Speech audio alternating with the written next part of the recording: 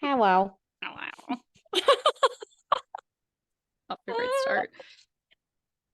Who are you? Oh my God, I'm Risdon. I'm a whore. This feels like a 12-step meeting. Hi, Who? Riston. Hi. Who are you? Ugh. Who are Uh, they?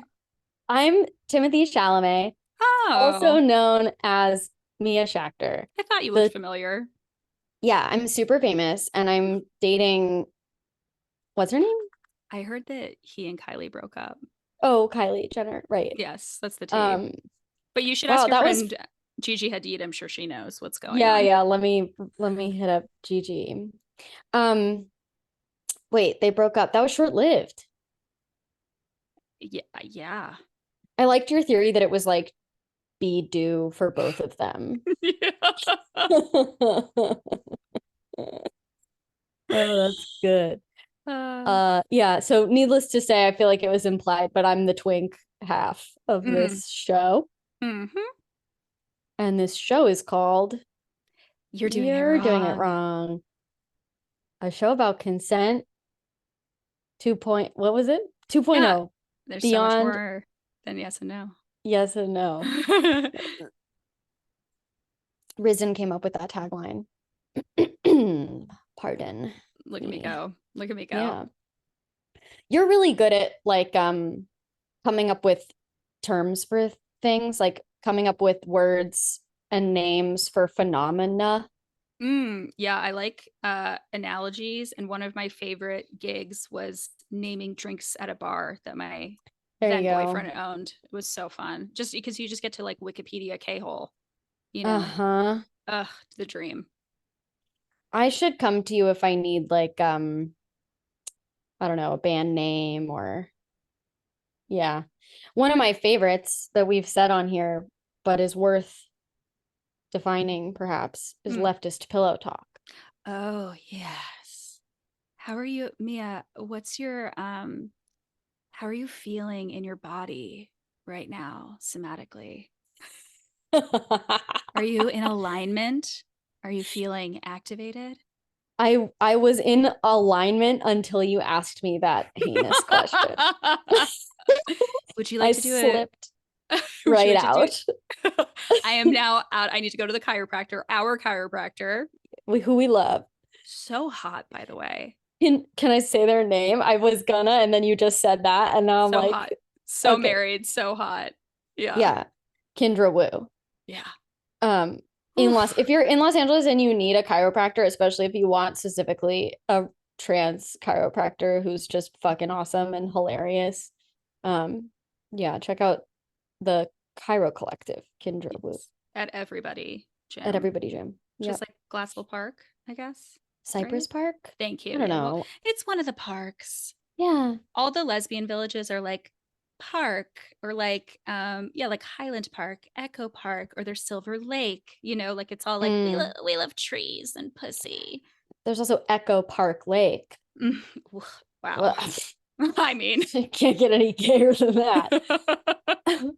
There's swan boats. oh my God, it's the running joke with my friend Alex and I was like, if you need to like you and your girlfriend need to like unpack and process, you need to like get in the swan boat. So you have Oh, I love that. that's where that happens. Yeah, it's a designated dike processing zone.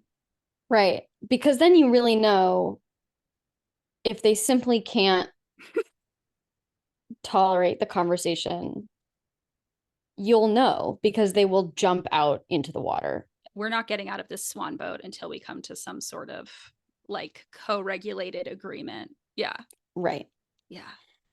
Co-regulated Co-regulate. agreement. So leftist pillow talk to define a term is and help me out here, but it's Mhm. basically when we're sort of in the like echo chamber of all of the like lefty left language, and it's very kid gloved, and it's very we're almost to the point of saying nothing because we're being Yes. so like gently policing of our own language. That a good example is when someone gives a land acknowledgement that then becomes an acknowledgement of all of their privileges, and they take up 30 minutes of the meeting to do that, and I'm like, Yes. this can't be happening right now. Yes, I had an experience of that recently that was like through um I don't know. I don't want to put anyone on blast. Basically, I was there to learn how to do a mikvah myself at home, which is the Jewish Oh. ritual cleansing bath.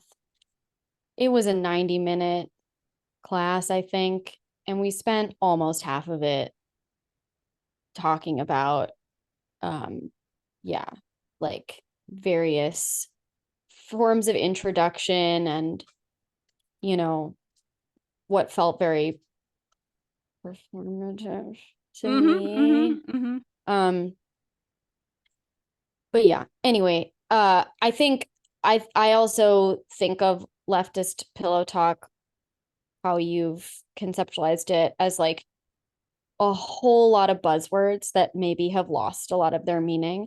I've also heard it described by people of color in my life as like flowery white lady healer language. Yeah, yeah, like the And it's crystal is so far up your ass, you just can't stop talking. mm-hmm, Yeah. mm-hmm. And it's not just the language, but it's the tone. Oh, the tone is imperative.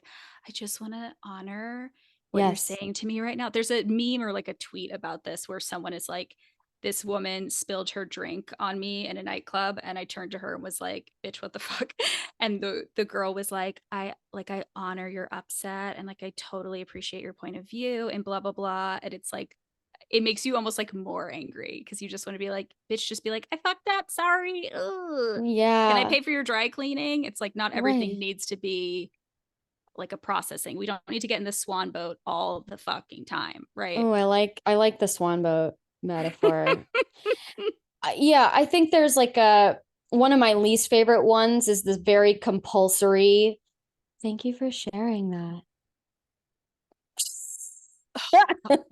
I'm dry heaving right now. I'm like a Yeah. cat that you're like, don't do it on the carpet. Yeah, Yeah, like no. um yeah. Yeah, thank you so much for sharing that, especially in places where it's like nobody asked you to share that. Again, I've Hmm. brought this up before, like in class we're supposed to be like sharing about our responses to reading, and people just end up going to like the most horrible thing that ever happened in their childhood, and I'm like, Yeah. I'm just like, what do I do with this? I'm not, what? We are not I capable. know.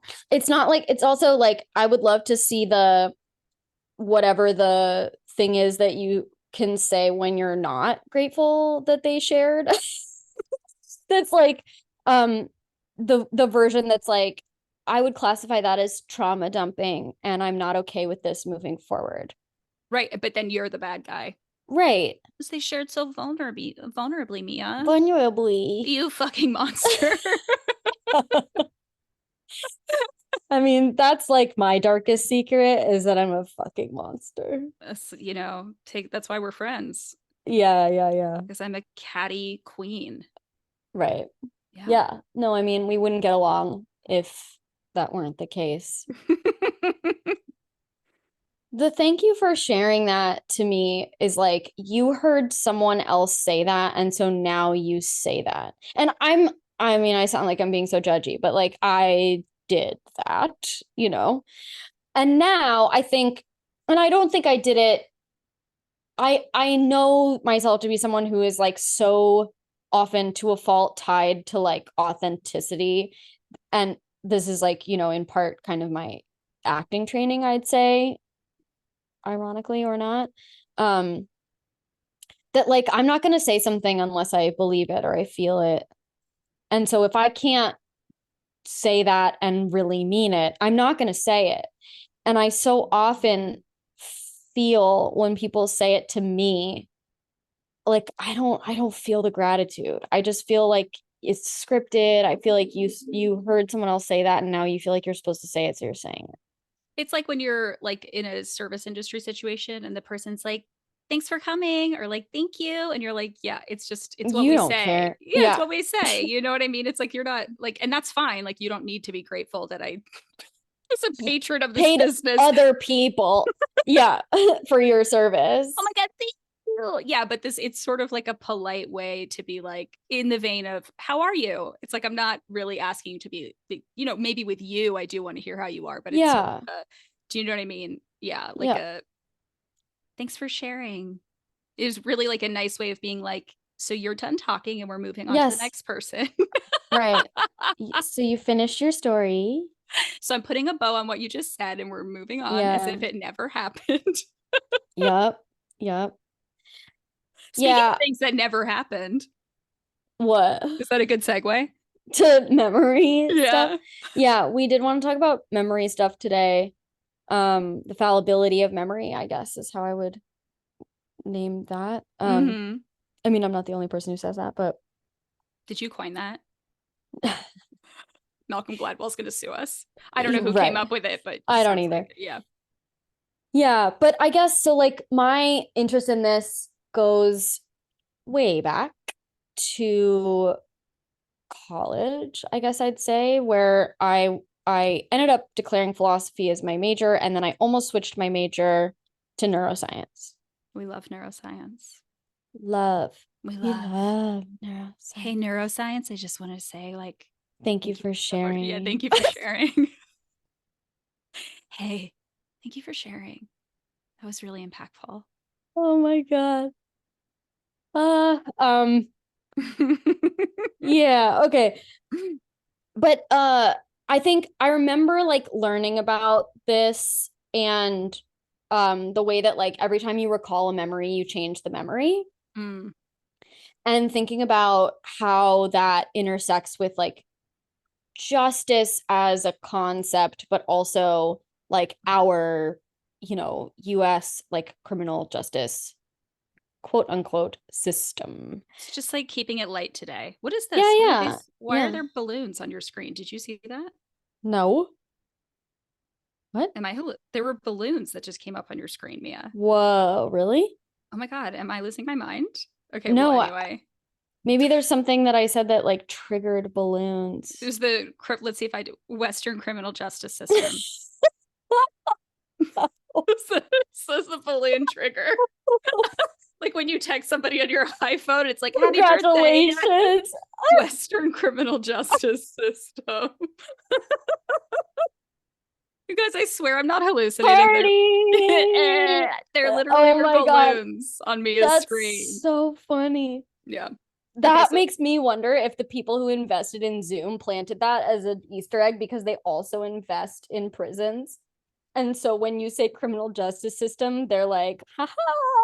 cha-ching. Yeah, exactly. Little PayPal notification on your phone. Yeah. Oh my God. Ooh, okay. So, and then I also, as a theater nerd, I think was even before this, like originally really intrigued by 12 Angry Men, in which one of the key witnesses, basically it's like proven that she is not a reliable narrator because of her memory. Oh. Yeah. So and then also, this larger question that I feel like we've touched on in here of like free will versus fate / determinism, and then like the way that particular battle argument dichotomy is represented in, neuroscience, which largely believes that we mostly don't have free will. There's this guy who just wrote a book, I'm blanking on his name, where he's arguing that basically we don't at all. Like there's no such thing as free will. And then the other side being philosophers who really want to believe in free will and choice and yada yada. I think I used to really be on the side of like we don't really have free will at all, but that the illusion of free will, the illusion of choice is like integral to our human experience. Yeah. And I think I've landed somewhere in the middle, but still like leaning towards that, if it's a spectrum. Anyway, you have a bunch of psych info to offer us on this topic. Yeah. So I ended up, this was sort of timely that we've been learning about memory in school in my least favorite class, cognition. Which is okay. Cognition. I'm like, I don't care. I hate cognition. Don't know why. Cognition. Yeah. Like cognition, I like honor and respect your perspective. and I want to hold space for for your experience, but also you're so boring. Yeah, I keep like trying to find a way to give a shit and I just can't. But What is anyway, cognition? Thinking? yeah, it's like, well, so part of it is memory. It's like cognition is like, how do we think? How do we learn? Memory, things like this. Yeah. Is it because your teacher is boring, or is it because you're a bimbo? I think mostly because I'm a bimbo. I'm like either give me the like science, like the hard science, or just like let's sit around and talk about theory. Like I just don't think it's that interesting. I'm just like I don't really care how we learn. Like I Can we don't take care. a quick detour? Yeah, I want to hear so that I can differentiate. sure. I want to hear your leftist pillow talk voice, your white healer lady voice, and then I also want to hear your like bimbo slut voice. Yeah, so bimbo slut is like a little bit more like this because she's like super WET. I don't know why I decided that's like not a word I can say. And she does this with her hair. Uh-huh. It's a lot of like this. And then White Lady Healer would be a little bit more like there's a lot of pausing and a lot of like slowed down. Yeah. Very breathy. Very Yeah, breathy. well, it's because my chakras are so aligned that just when I fart, it comes out of my mouth. So yeah. I haven't eaten anything other than sunbeams through my perineum in the last 17 years. Yeah. Thank you. Round of applause for Risdon. Thanks, guys. Balloons. Balloons. Criminal justice system.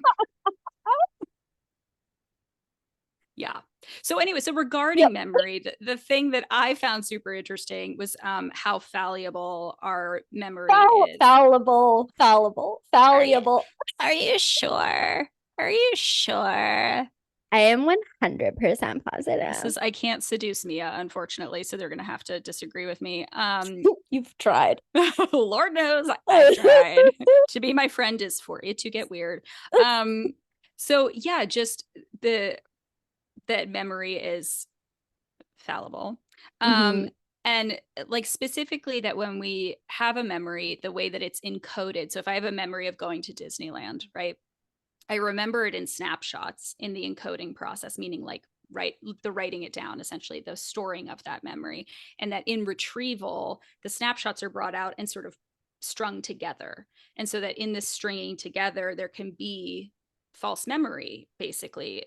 The imagination sort of fills in the gaps. And that's not like, that's just everybody's brain does that.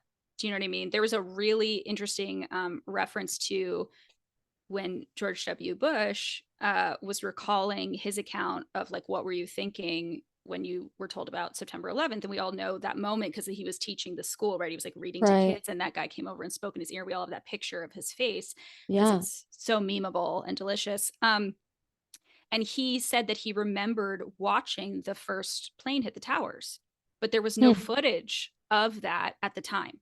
It like later came out that there was footage of that, but the footage we kept seeing was the second plane.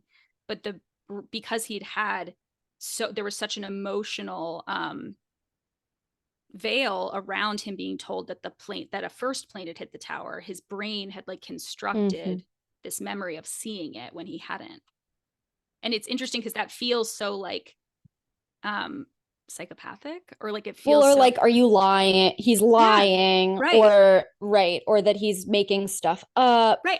And he is making something up, but he believed it. But that's what our brains do, is especially in like really charged situations, we construct these memories based on things, especially in like really heightened memories. Yeah, we like make them visual, which I thought was really interesting. That is super interesting.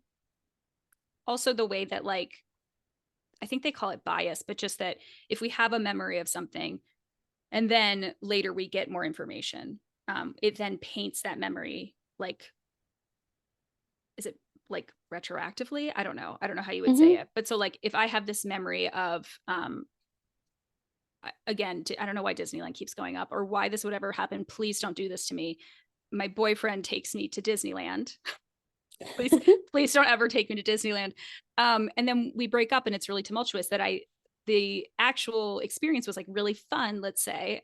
Bear with me here. And then looking back, it's we all have this experience of looking back on memories of exes and being like, Disneyland sucked with that boy. I hated going to Disneyland with him. That was trash. When it wasn't actually, it's just like the bias now paints over it. Right. Which I think is interesting. Right. Right.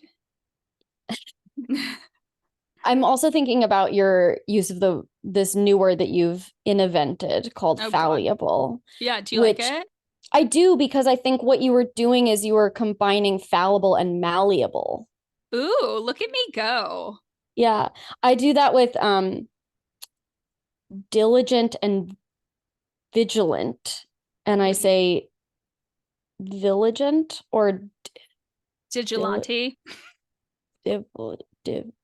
Yeah, vigilant. I've said in the past by accident. Interesting. Anyway. Words. Yeah. I think this is really I want to tell a story about my mom and her camera.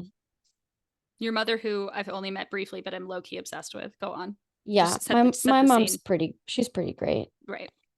Sup, Susan? She doesn't listen to this, does she? She listens to my other podcast. Yeah, don't let her listen to this one. She came to lunch one time and she was like, I was just listening to your interview with your podcast with this friend of yours. And like, wow, she's so smart. Yeah, she would never say that about me. That's not true. That's not true. My mom can see through anything. I'm kidding. She would. Except for. No, I'm serious. If you could talk to her like this and she would still think that you're really brilliant. All right, tell your story.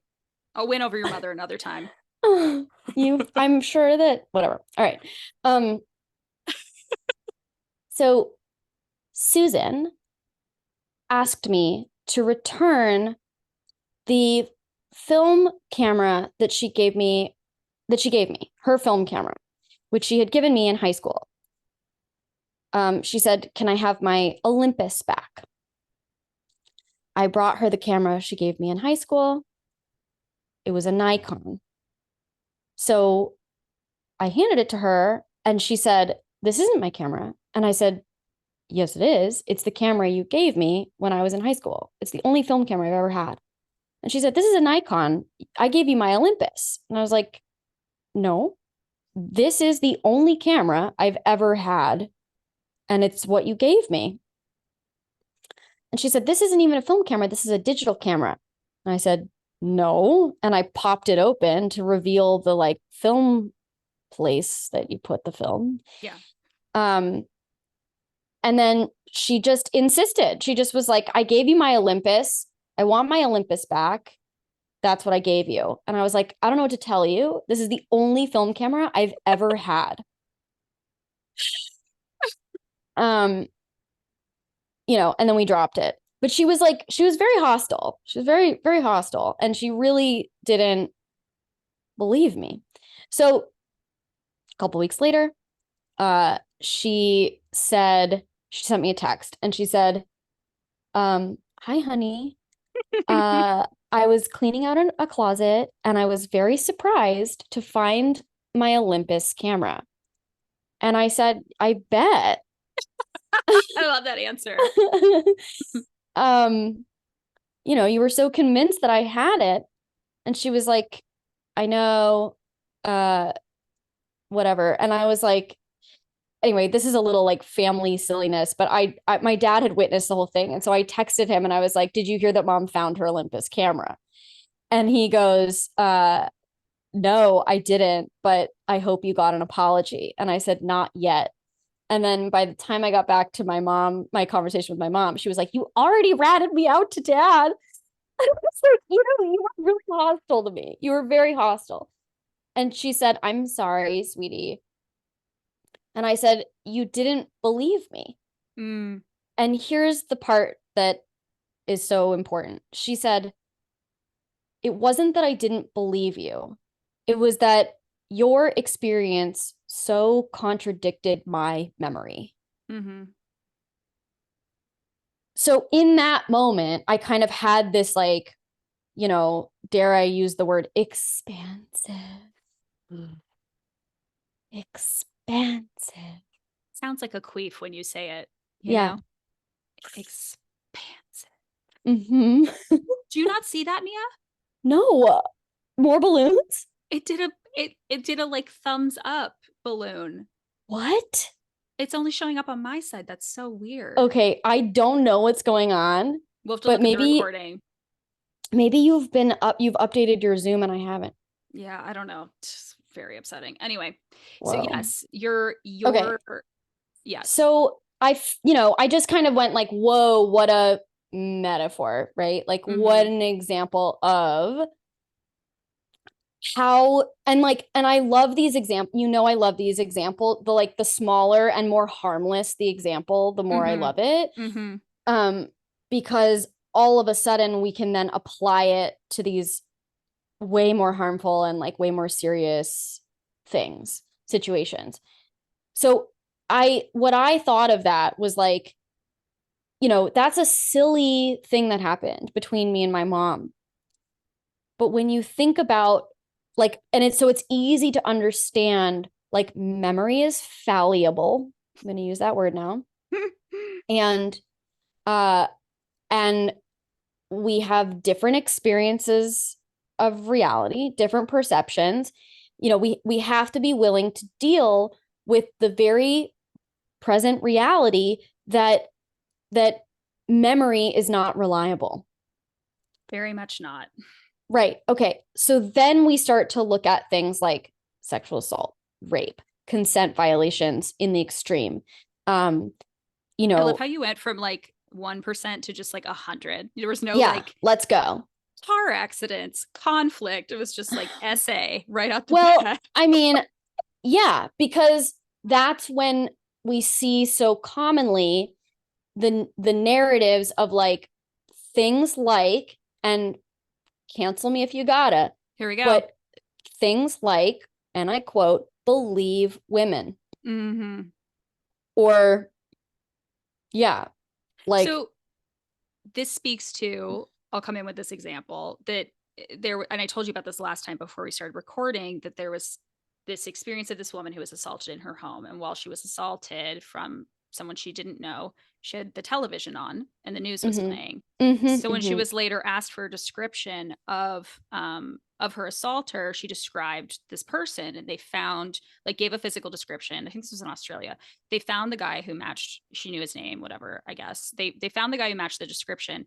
And unfortunately, he had an alibi, and his alibi was that he was delivering the news as an anchor while she was being assaulted. And they were like, oh, so the heightened emotion of that experience, her brain somehow saw the anchor on the television as it was happening and put that guy's face on the face of her assailant and an abuser. Like it's bananas. I mean, they literally arrested the guy. I mean, could you imagine if it was like he looked just like Tom Cruise and it's like it turns out she was like watching Vanilla Sky? I mean, it's basically what happened. Like it's right. And I think that's, this is how fallible our memory is, especially when we're in these heightened states. And I've said this to you before. It's like, I don't know if this is my particular brain wiring, but like when I'm in conflict with somebody and it is like very emotional, sometimes people do this thing where they're like, they'll be like, well, you just said that. Or like say what you just said 2 minutes ago. And I'm like, I cannot possibly do that. Like I'm in my like limbic brain. I'm not in my frontal cortex, like, listening to somebody lecture on a topic where I'm like taking notes. Like I'm not in that stenographer, is that the word, part of my brain. I can't, I don't know exactly what I've said. And I'm kind of counting on you and me to like be able to mind this conversation together, which is hard to do when both people are hella fucking activated, like have a sense of reality that's like overlapping. Do you know what I'm saying? Totally. It's reminding what you're talking about is reminding me of this roommate I had, and we were having a conflict one time, and she said, you just said this. And I was like, no, you said that. Yeah. You said that. Mm-hmm.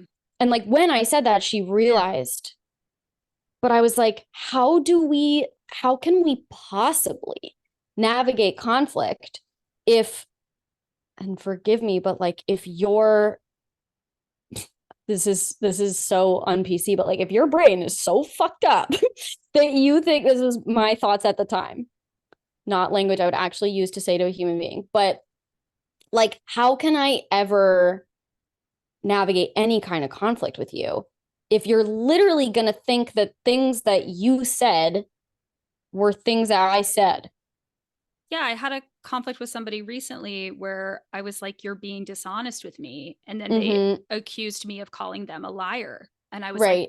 I don't. And the only thing I had to lean on was that I was like, I'm not really somebody who calls people names. Yeah, yeah, Generally, like I'll do it when there's like things are really fucked up. But like in yeah. general, I don't. I was like, that doesn't sound like me.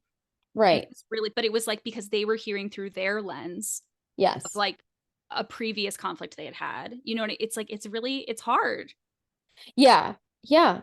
Well, so the kind of takeaway for me, or the context that I put this in, at least this story with my mom, Mm. was like it kind of connects with this sort of overarching thing that we've been talking about a lot. One second. Just a big truck backing up.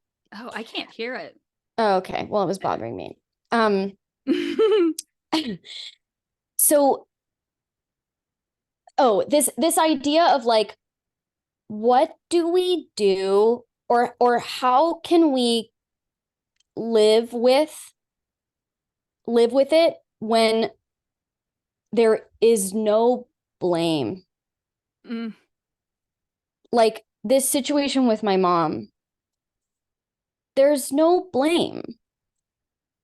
My mom wasn't, and I think it's easy to see in that scenario, there's no blame here because my mom's memory played a trick on her. Uh, you know, I was, yeah, like hurt emotionally that she didn't believe me. I was frustrated. I was annoyed. Well, yeah, Um, I would imagine you were like, I'm not like I'm not I'm lying not a to liar. I'm you. not going to lie to you. Like Right. why would I lie about this? Yeah. Right. And I'm not like trying to keep your Olympus camera from you. Yeah. Um, so when when harm occurs or misunderstandings occur, or people have different ideas of what's real, often there is no blame. There just is no blame. And that's very uncomfortable. Um, so for me, if we can like when we have that impulse to blame, to figure out who is at fault, it's a bit of a like I think it's related to the like the impulse to punish. Mm. And if we can attempt to get more comfortable without blame, then I do think collectively we would put more resources, more energy, time, money into healing from whatever harm has occurred, because we would be diverting it from where it goes often now, which is towards punishment, conviction, finding the person who fucked up. Yeah, I think it's interesting. Like in restorative practices, we really traditional language is very like there's a victim and there's an offender, and Yes. most of the work I do, there's some lensing of that, but there's often what we call mutual harm, Mm-hmm. which would be, and I feel like that's most of the harm that occurs. Knock on wood in Yeah. my life is that there's like I fucked up, you fucked up, right? Or like I mean, not exactly the same as your mom's example, because that's like a trick of memory and people doing the best they can, given like an Yeah. odd circumstance. But like, And being, my mom is 70. yeah. And even this is the kind of thing that could totally happen to me tomorrow. Like, I think I let Yeah. you something that was yellow, but it was actually green. Like, that's Mm-hmm. pretty, like, yeah. I had something else I wanted to say about that, but I forget what it was. Oh, but I think also like the thing about blame is it comes back to this thing we've talked about like the brain seeks rest. Like it's it's reductive. And it's like, if I can say, I'm going to be very obtuse here deliberately, but I'm thinking about a client I worked with where there was an error, a technical error, something he should have prepared for, and he didn't. That resulted in harm occurring. There's another client I worked with, a similar thing. There should have been protocols in place that weren't. And so people were affected. Things like that, where it's like, this person fucked up, but it wasn't intentionally harmful. There is like blame, there's like responsibility, but there's not this thing of like, and therefore you're a bad person. It's like literally this person just made a mistake, like they didn't use their turn signal and they should have. Do you know what I'm saying? It's like, but it then becomes like, and you're an abuser, and you're a monster, and you're a predator. And it's like, no, I just really like didn't use my turn signal and I should have. And that's the level of fuck up we're talking about. Like, I fucked up and I'm so sorry. You know? I don't know. There's also something interesting coming up for me in what you're saying, which is like, in one situation, sometimes there is an offender and a victim, or we could say someone who caused harm and someone who was harmed. But what happens, I think, is that gets extrapolated unconsciously into, in the world, there are abusers and there are victims. Good guys and bad guys. Right. Good guys and bad guys. And what that does is it, and then that often like gets snapped to a gender binary, right? Especially in certain kinds of harm. And then the result often is that the people who see themselves in the narrative of victims think that they couldn't possibly cause any kind of harm. Yeah. I'm laughing because I know who you're talking about, and I will call it out if you want, since it's my identity. I don't know. Oh, cis women. Cis women. Oh, oh, yes. Yes. Did you forget they existed for a moment? What a blissful moment that did. must have been for you. No, that's for sure. That's, yes, right. Like, cis women see themselves as victims in sexual harm narratives, as well as, I would say, like, more broadly, a lot of cis women feel that they are not capable of like violating consent. There are people who violate consent and people who get their consent violated. And the people who get their consent violated are women, and the people who violate consent are men. And so, I've now had numerous instances with cis women or people who at one point have identified as cis women. And I'm like, you are actually atrocious at consent. Like, you don't pay it any mind because you think that it is impossible for you to be bad at it or violate it. It doesn't apply to me. That's for men. Right. Because they're the offenders, right? Yes. I will bring it into some topical events right now. Oh, wow. And just very briefly. Yeah. Okay, here we go. I see it amongst, if we could, expand this a little bit into like anyone who sees themselves in the narrative of oppression, that their people have been oppressed. Those people then often have a really hard time believing that they are capable of oppressing. Yeah. Jews. I was wondering who you were talking about. Yeah, I'm talking about my fellow Jews.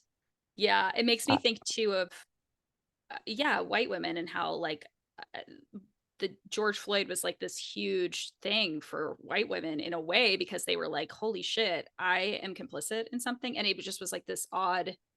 George Floyd? What did I say? What did you say? You said George Floyd. Didn't I? White women. Are you talking about the Amy, the one who, in the park? Let's talk about that one. Yeah, yes. I don't remember her last name. Yes, the bird watching guy. Yes, that guy. And he was like a writer for the New York Times or something. I don't remember. Yeah. Yeah, like this thing of being like, you can't accuse me of doing something based in oppression because I am oppressed because I'm a woman. And it's like, right. whoa. Yeah. Yeah. Yeah. You're not Then capable of. there's so much resistance to that.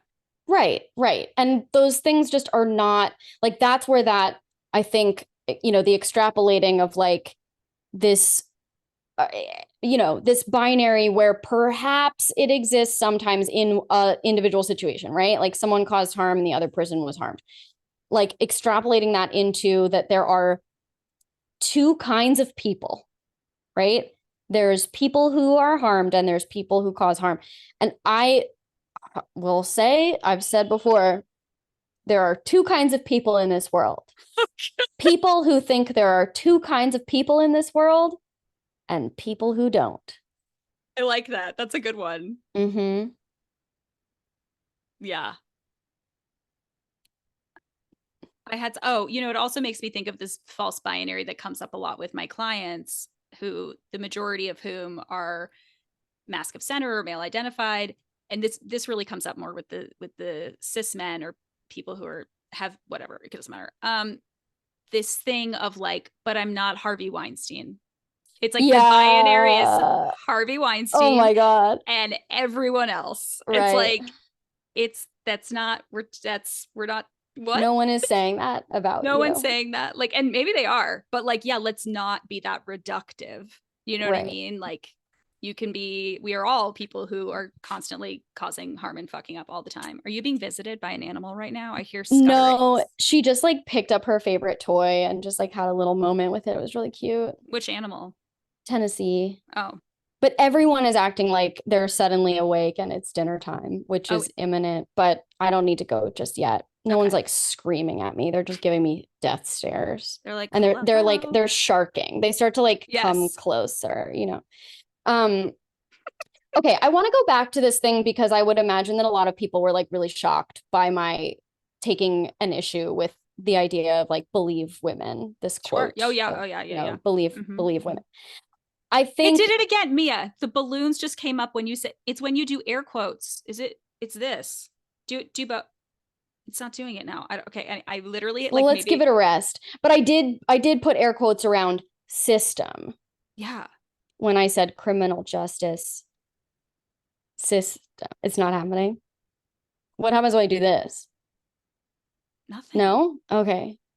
I have seen it go like when you raise your hand and then like the raise hand emoji goes up, or if you do a thumbs up and it does the thumbs up emoji. Like Zoom does do that. I've seen that happen.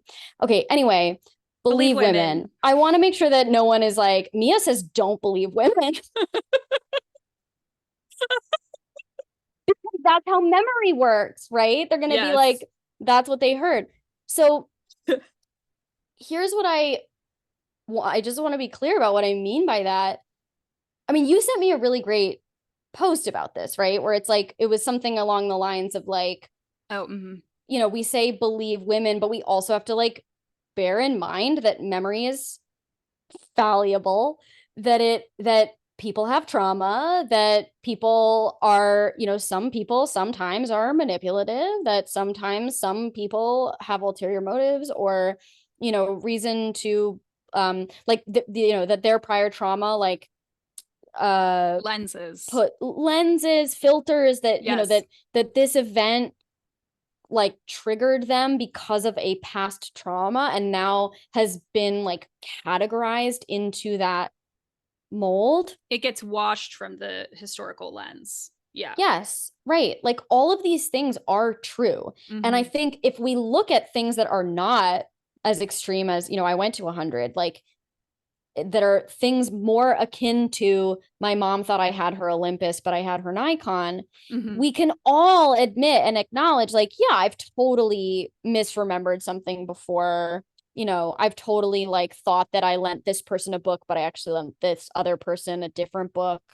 Or like, yeah, I mean, I have countless examples in my life of like thinking I had a conversation with this person, but actually it was with this other.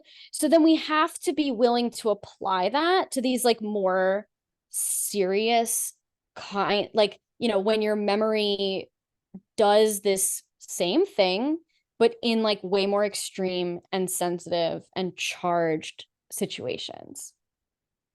Yeah, I think something we've talked about a lot is like, I shout out to my trauma babies. I love you. I'm coming for you. Exclusively date highly traumatized people, being a highly traumatized person myself, and seem to have most of my friends are that way too. I mean, maybe that's a 12-step thing, but anyway, that often when there's conflict and the conflict is about like, you said you were going to do this and you didn't, or like you misheard me, it shoots up to like this really intense level of activation, like right away, because people grew up in houses where like conflict was so unsafe. You know what I mean? So then everything I'm saying is being lensed through, you're like looking at me like I'm your father who used to hit you. Do you know what I'm saying? Like, and I'm like, whoa, that is not what's happening. But I can't have a conversation with you about reality because you're not in reality anymore. Yeah. And then it gets into this whole thing of like, you, Risdon, are allowed to like express anger, you know, and are you sure? Can you say that again? Risdon Roberts is allowed to express anger. But this is a thing that's been coming up a lot. Like, you know, and I posted something that I think is related today around like, you know, things that are not coercive are like someone else's excitement or enthusiasm about an activity. Real live time constraints. You know, the movie starts at 7:00. Like we have to go. Or if we're gonna have sex, we have 7 minutes. You know, like and then the last thing on that list was, and this is by no means a comprehensive list, but like your needs. Like if you have needs and desires, that is not coercive to somebody else. And we have to be able to distinguish between like, I feel pressure and you are putting pressure on me. Yes. Yes. Yes.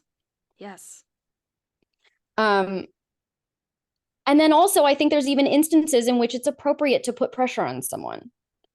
Like there has to be room for that in life. Like I have an urgent need. You're telling me that you're tired, and I'm telling you, I need you to drive me to the hospital. Like wake the fuck up, you know? This is this other thing we've talked about, emotional. Drink some coffee. Let's go, honey. Emotional triage, which I like thought was a low level skill and have realized through being in the world for almost 40 years that it's a high level skill. This thing of like, whose need in the moment is more urgent, heavy, pressing, emergency, right? Like you needing to go to the hospital and me needing to take a nap.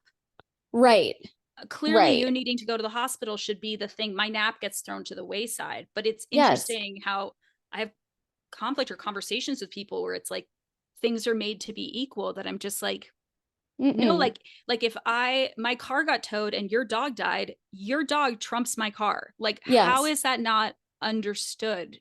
It's very odd to me. There's a really great example of this on, dare I bring it up, Ugly Betty. Mia's favorite show. Well, also, you know, I love to use like pieces of media as like teaching tools that are 15 years old. Yeah. Yes. I won't go in. I really won't go into. There's someone who's like going to buy the company, and so he needs a sales pitch, but then someone else's baby gets kidnapped, and the guy is like, I don't have any other time available for you to give me this pitch, so I need you to give it to me right now. And the guy is like, okay. Like the guy's like, I'm getting on a plane tomorrow morning, and he's going to save the company. So the guy who runs the company decides to give the pitch instead of trying to look for this woman's baby. And then he just ends up making like, you know, the moral I'm not going to say that I think this is like moral or less moral or whatever, but like in the show, he decides to say, I actually can't do this right now. This is more important to me. I care about this. It's also like, it's supposedly his half brother. It turns out not to be his half brother because drama. But, you know, watching that play out and watching someone weigh in real time, like which of these needs is more pressing. And so very often I see people go, you know, like, well, and people especially love to throw this, like lobby this accusation of hypocrisy at me, and also people who value and like, you know, vocally value consent. Other people love to accuse you of like not practicing consent, but only in ways that like serve their narrative about themselves, right? So like multiple times someone has like epically trauma dumped on me without checking in on like, am I available? What is my capacity? Also often like grossly crossing boundaries of like our relationship. And then, or I watch them trauma dump on other people. And then my dog is trying to play with my cat. It's really cute. But then, you know, I will do something like, a concrete example is like, tell a story about this time that I fell. And this person who I've watched trauma dump on complete strangers, including my friends, will say, like, everyone knows that you're supposed to practice consent before sharing a story like that, Mia. You know, like you're supposed to know better because you're the consent wizard. And I'm like, listen, first of all, that's like a really remedial understanding of the word consent. Second of all, like, no, you're saying that your need, you have a need, like, own that need. You would like me to ask you permission to tell a story like that. Own that. Don't try to make it a universal truth about everybody. That And then, right there. right. And then simultaneously, I have watched you trauma dump to the extreme about sexual assault to total straight, including my friends and like an off-duty therapist at midnight in her own home, you know, like, and Like you're not asking consent. Right. So like, and I'm not coming at you for that because you're your own person, dude. Like, I think it's fucked up, but you're your own person. You're 30 years old, you know? So like, but then don't come for me and act like I should know better. You know what I mean? It's like just unwilling to. Anyway, the point I'm trying to make here, I think, is I don't even know. I don't know. What am I trying to say, Risdon? Can you help me? You know, memory is valuable. I'm gonna call the podcast that this week. Memory is valuable. They'll be like, what is that word? What is that? Or will they just be like, that's not a word? What do you think? You know what, Risdon? We're gay, so we can make up words as much as we want. This is what the gays do. Yeah. Bussy. Tell me it's not a word. It's in the dictionary, probably. I believe it. I bet you it is. They, them. They, them.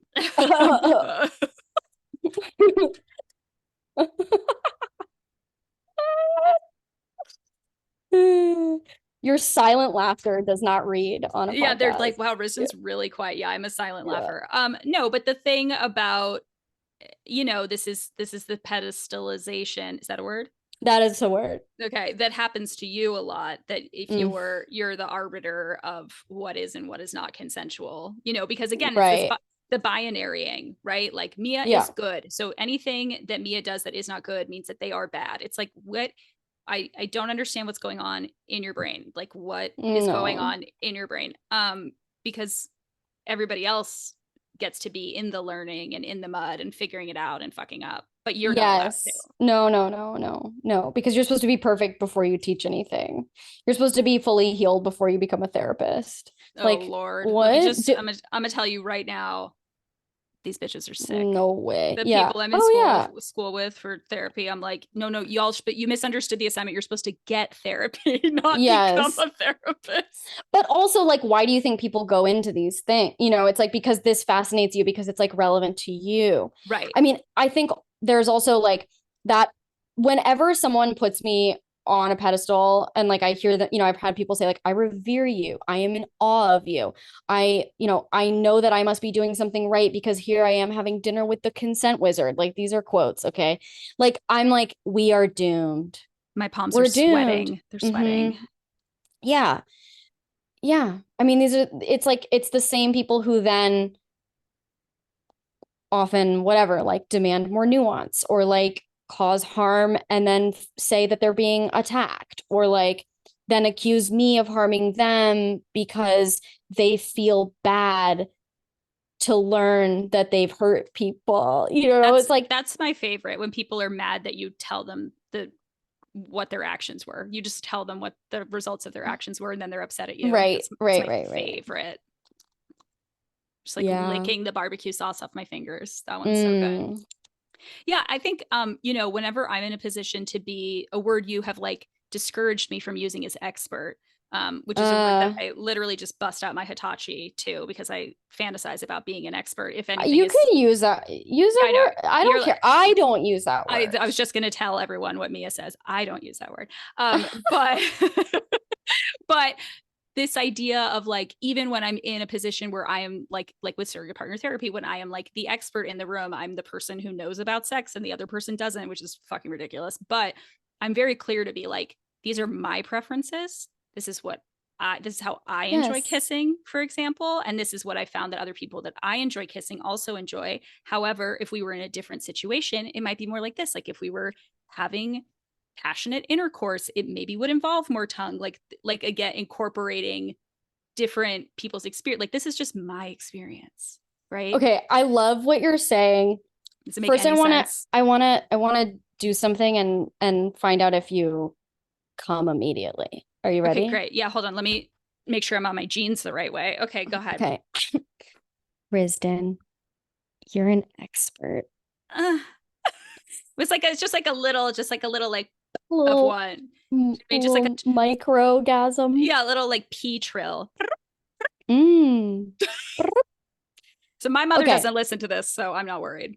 I mean, my mom would be cracking up. Oh, that's lovely. Yeah.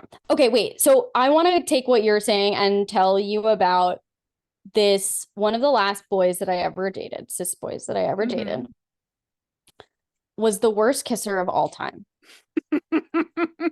And it took me a long time, I'd say, to like phrase it that way. Because in my attempt to be non-judgmental and open and accommodating and to consider all realms of possibility. Diplomatic.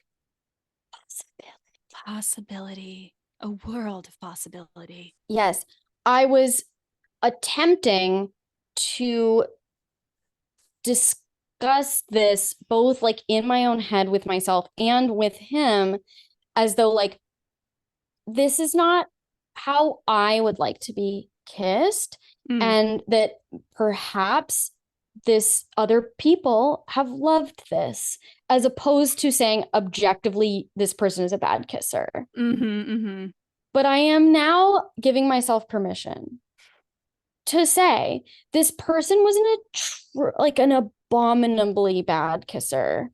I think for the sake of our audience, could you give us like a little, like, yes, a little oral demonstration? Yeah, I remember you telling me some details that I was like, oh, wow.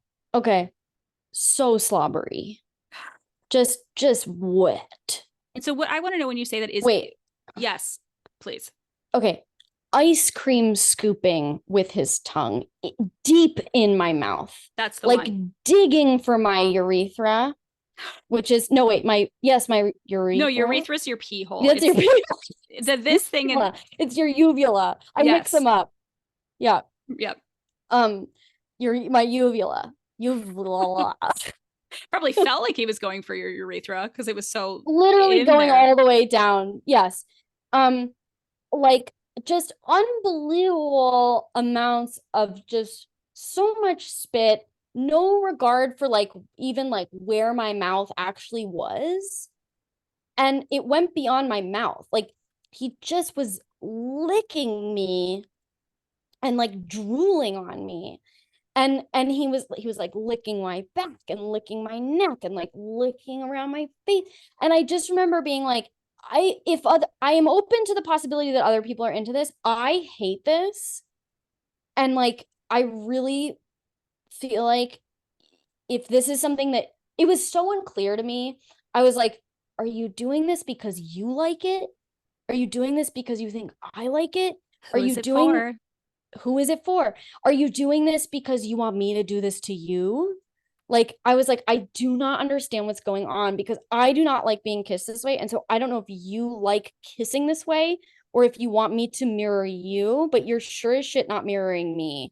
I gave more feedback for kissing in this situation than like anything in my entire, people have eaten my puss and I love giving direction. I think I'm pretty good at it. I have perhaps collectively in my entire life not given as much direction for when people go down on me as I did to this one guy about how to kiss me. And it was not just the kissing, as one can only imagine, like the sex too. I just was like, what are you doing? Who is this for? Is this aggression for you? Is it for me? Because I don't like it. Is it because you've watched really bad porn? Is it because you are trying to prove you're a man? I was like, I don't know. I do not know what's going on. Wasn't there like a back move? There was something with your back. Oh, there was, okay, I was like straddling him on a chair at one point, and I had like borrowed a pair of shorts for some reason. And he stuck his hands like up through the sides of the shorts to pick me up somehow, like by my butt. And so the shorts clotheslined my vagina. Yeah, you Melvins. You got a Melvin. My vulva. Yeah. Like thin seam up my like deep, front thong floss. Yeah, it like, was so painful. And I just was like, what are you? He saw it in a porn once and it looked really cool when I guess. So when Small Hands did it. So well, I guess the thing here is that I'm listening to you say, find your preferences. Like what you like may be different from what other people like. And like that's a beautiful thing. And like da da da. And then I'm like, are there also like instances where it's like, dude, you're telling me about like how people have ghosted you again and again and again, like people you've dated, and I'm like, I have the information, Yeah, like, it's like the thing of like when you find an injured bug, you're like, do I put it out of its misery? I know. You're like, or not. Wow, Tennessee. It's dinner time. It is dinner time. We should wrap up anyway, but finish what you were saying. Oh yeah, just is it more benevolent to tell somebody the truth? Right. But yeah, I will say most of my clients that in SPT, Tennessee. Oh, she can't hear me. She can't hear me. But she's, I know. A lot of it is their instinct is to give a lot of tongue and a lot of passionate, what I would characterize as more like we're having like some kind of penetrative sex at this point, kissing. And I'm like, let's start very much different than that.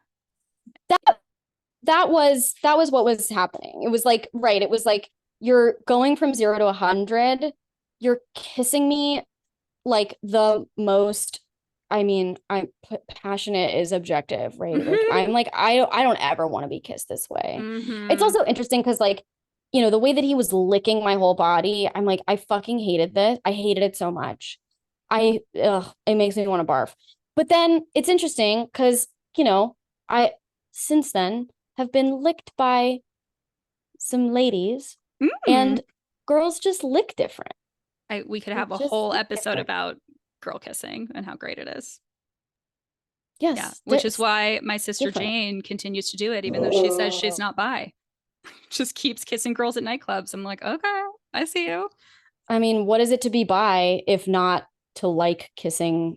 Okay, Tennessee, we have to wrap. We have to wrap She's up. Starving to death, clearly. I know. She's so upset. Okay. This was great, Risdon. I love you. This is also our second meetup of the day. So that's my husky. Okay. Thank you so much. I love you. I'll talk to you later. Bye.